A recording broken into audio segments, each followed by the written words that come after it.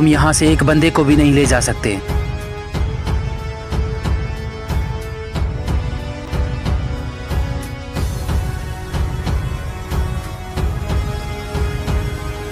अगर एक और लफ्ज निकाला तो तुम्हारी जुबान खींच लूंगा।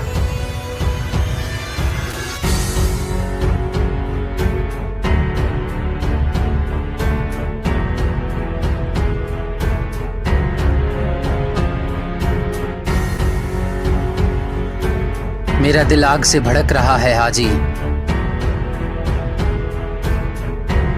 मेरा बेटा कहाँ है?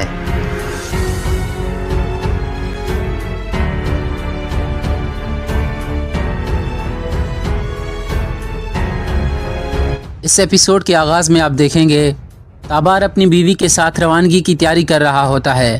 ताबार की बीवी कहती है, सुल्तान का ये मुहिम आपको देने का मतलब है कि सुल्तान आप पर पूरा एतमाद करते हैं, मगर कुछ लोगों को आपकी तरक्की से बड़ी जलन है। आप और सुल्तान के दरमियान फितना बोने की कोशिश की जा रही है। तरकान खातून इस हमले का जिम्मेदार आपको समझती हैं। इसके जवाब में ताबार कहता है, तुम फिक्र मत करो, तरकान खातून की बात की कोई अहमियत नहीं, असल चीज़ मेरे वालिद का एतमाद है। जिसके जवाब में ताबार की बीवी कहती है, तरकान खातून को इतना हल्का मत लें, वो ताकत को अपनी मुट्ठी में करना चाहती है। अल्लाह न करे अगर उसका बेटा हो गया तो वो तूफान उठा लेगी।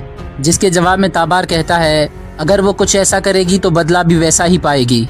बहुत जल्द मैं वालिद के अहकामात का मुंतज़िर शहजादा नहीं रहूँगा, बल्कि वज़ीर बनकर तुम्हारे सामने खड़ा रहूँगा। इसके जवाब में ताबार की बीवी कहती है, और वक्त आने पर सुल्तान।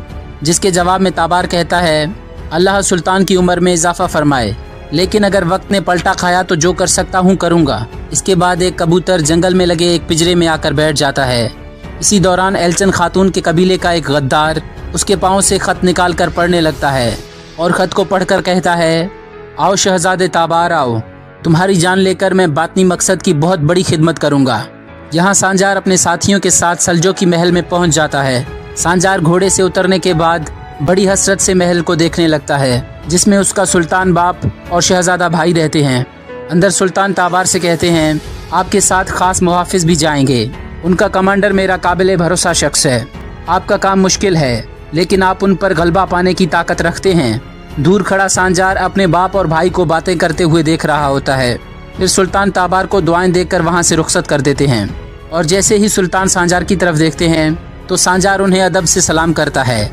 फिर ताबार सांजार के पास आकर पूछता है, क्या तुम मुहाफिजों के कमांडर हो? जिसके जवाब में सांजार कहता है, बिल्कुल शहजादे, मैं ही हूँ। फिर ताबार कहता है, हमें जल्दी निकलना होगा। इसके बाद सब घोड़ों पर सवार होकर वहाँ से रवाना हो जाते हैं। इसके बाद रात का वक्त हो जाता है। ताबार और सांजार अपने सिपाहियों के साथ एक जंगल में मौजूद होते हैं और सांजार ताबार के साथ बैठा होता है। ताबार सांजार से कहता है, तुमने सुल्तान का एतमाद हासिल किया, लेकिन तुम इसमें कैसे कामयाब हुए, मुझे हैरत होती है। जिसके जवाब में सांजार कहता है, हम मुलाजिम आदमी हैं मलिक साहब, हम अपना काम फ़र्ज समझकर करते हैं, बाकी सुल्तान की मेहरबानी है। इसके बाद ताबार कहता है, जब मैं छोटा था तो बाबा मुझे भाई के साथ शिकार पर ले जाते थे। नाजरीन, इस बात से जाहिर होता है कि सुल्तान का एक और बेटा भी है। उसके बारे में आगे जाकर आप जान जाएंगे। इसके बाद मलिक ताबार मजीद कहता है, बाबा ने हमें सिखाया कि कहाँ छुपा जाता है और कौन से गार पर भरोसा किया जाता है। क्या तुम्हारे बाबा ने तुम्हें ये सिखाया था? ये सुनकर सांजार को धचका लगता है। फिर वो कुछ सोचने के बाद कहता है, मेरे बाबा ने मुझे हर चीज़ सिखाई है। उन्होंने मुझे सिखाया कि तुम सल्तनत बनो। इसके जवाब में ताबार कहता है, हमारी सल्तनत बहुत बड़ी है, जो किसी के लिए बाप का साया और किसी के लिए माँ की गोद बनती है। फिर मलिक ताबार दुखी होकर कहता है, क्या आपकी माँ जिंदा है? जिसके जवाब में सांजार कहता है, अल्हम्दुलिल्लाह जिंदा हैं। फिर ताबार कहता है, मैंने सल्तनत की गोद में परवरिश पाई, मैं इतनी बड़ी सल्तनत का शहजादा बना, लेकिन मुझे हमेशा माँ की खुशबू की कमी महसूस हुई। मैंने माँ की खुशबू को जानना चाहा, लेकिन मैं बहुत छोटा था जब वो फौत हो गई। इसी वजह से जब मैं इस मिट्टी को सूंघता हूँ तो इसे अपनी माँ की खुशबू समझता हूँ। ये तमाम बातें कहने के बाद ताबार बहुत गमज़दा हो जाता है। यहाँ महल में सुल्तान और निज़ामुल मुल्क बैठकर शतरंज का खेल खेल रहे होते हैं। सुल्तान मलिक शाह कहते हैं, मुझे वो दिन याद आ गया जब मैंने तख्त संभाला था। मैंने उस दिन दुरुस्त शख्स का इंतखाब किया था। इस पर हाजी निज़ामुल मुल्क पूछते हैं, आपके ख्याल में आज वो दुरुस्त शख्स कौन है सुल्तान? जिसके जवाब में सुल्तान कहते हैं, वक्त आने पर मेरे बच्चे उसे देख लेंगे। इसके जवाब में निज़ामुल मुल्क कहते हैं, आपके बेटे ताबार और आपके बड़े बेटे बरकियारो की महारत हर कोई देखेगा। जिसके जवाब में सुल्तान कहते हैं, सिर्फ वो ही नहीं बल्कि मेरे सारे बच्चे हाजी।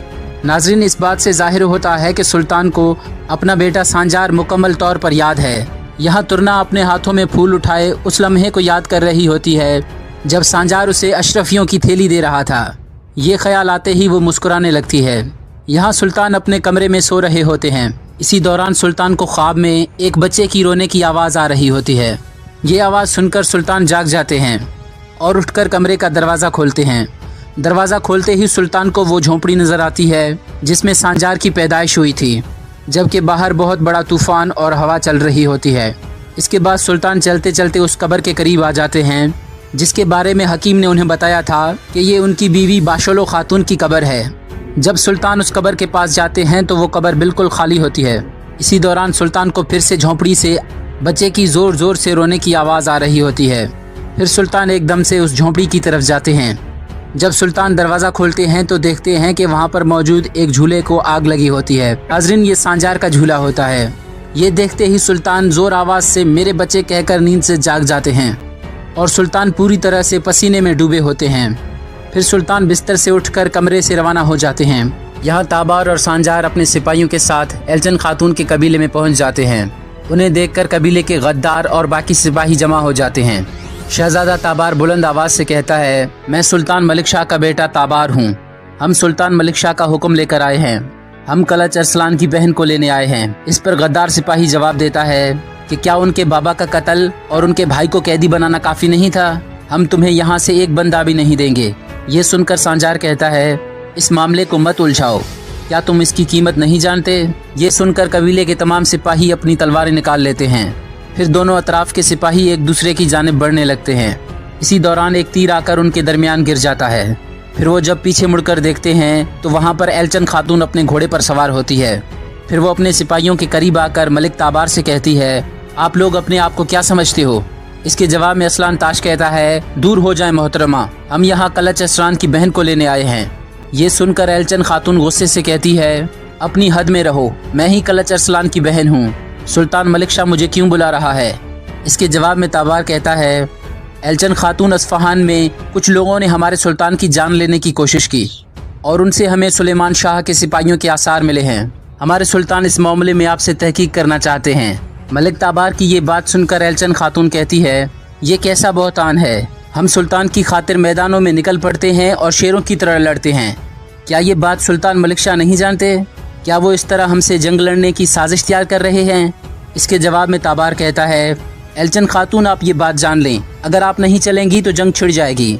सबूत होने के बावजूद सुल्तान आपसे तहकीक करने के बाद फैसला जारी करना चाहते हैं। फिर कबीले का एक सिपाही एल्चन खातून से कहता है, वहाँ पर कोई बड़ा खेल चल रहा है एल्चन खातून, अगर आप वहाँ गई तो वापस नहीं आ सकेंगी। इस पर सांजार उस सिपाही से कहता है, अगर तुमने अपनी ज़ुबान से एक और लफ्ज़ निकाला तो बात करने के काबिल नहीं रहोगे। फिर सांजार एल्चन खातून से कहता है, हमारे सुल्तान खून नहीं बहाना चाहते एल्चन खातून, इसीलिए आपका चलना ज़रूरी है। अगर आपका कोई गुनाह ना हुआ तो ये ज़ाहिर हो जाएगा। जिसके जवाब में एल्चन खातून कहती हैं, कोई भी अपने भाइयों का खून नहीं बहाना चाहता। मैं सुल्तान मलिक शाह से कहूँगी कि इस मामले में हमारा कोई हाथ नहीं। अगर उन्होंने यकीन किया तो बहुत अच्छा, वरना हर चीज़ के ज़िम्मेदार वो खुद होंगे। फिर एल्चन खातून अपने सिपाहियों से कहती है, तुम लोग कबीले में ही मेरा इंतज़ार करो, कोई भी हमारे पीछे नहीं आएगा। इसके बाद वो अपनी एक मुलाजिमा को लेकर मलिक ताबार के साथ रवाना हो जाती हैं और कबीले में मौजूद बातनी कहता है, अब इसका फ़ैसला हमारे लिए एजाज़ की बात होगा। हम अब तक रुके रहे लेकिन अब हम इनसे निपटेंगे। यहाँ सुल्तान ख्वाब के बाद उस झोंपड़ी के करीब पहुँच जाते हैं जहाँ पर वो सांजार से आखिरी बार मिले थे और उस कब्र को देखकर सुल्तान की आंखों में आंसू आ जाते हैं, जिसके बारे में तबीब रिहान ने बताया था कि ये उनकी बीवी बाशलो खातून की कब्र है। यहाँ ताबार और सांजार अपने सिपाहियों के साथ जंगल से गुजर रहे होते हैं। उसी दौरान अचानक से 2 तीर आते हैं और ताबार के सिपाहियों को लग जाते हैं, जिसकी वजह से वो घोड़ों से गिर जाते हैं। ये देखकर सांजार बुलंद आवाज़ से कहता है, ये जाल है, एल्चन खातून की हिफाजत करो। ये सुनकर वो सब घोड़ों से नीचे उतर जाते हैं और एल्चन खातून के दरमियान ढाल बन जाते हैं। यहाँ सुल्तान झोपड़ी के करीब कब्र के पास बैठे होते हैं। इसी दौरान हाजी निज़ामुल मुल्क वहाँ पर आ जाते हैं और सुल्तान से कहते हैं, सुल्तान, क्या आपने मुझे बुलाया? यहाँ सांजार की वालदा बाशलो खातून अपने कबीले में आग के करीब बैठी होती है।